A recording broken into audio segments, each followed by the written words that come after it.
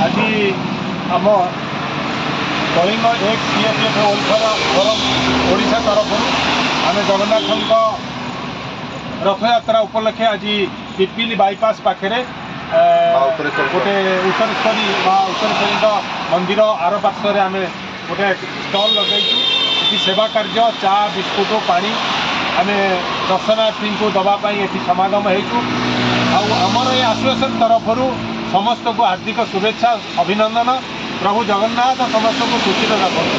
आज आम बनियान निज गंजी आम पिंधीचु ये ओडिशा शाखार आम समस्ते एकाठी हबू एवं आगक बढ़ू दुख सुखर साथी हबू सरकार आम भाई मानकर एवं समाजर मुझे कहि प्रेसिडेंट हिसाब से समस्त मंगल हो एवं समस्त को आम भाई मान को डाकुचु जल्दी आसी आमर ये पहुँचतु प्रभुंर सेवार निजक नियोजित करूँ।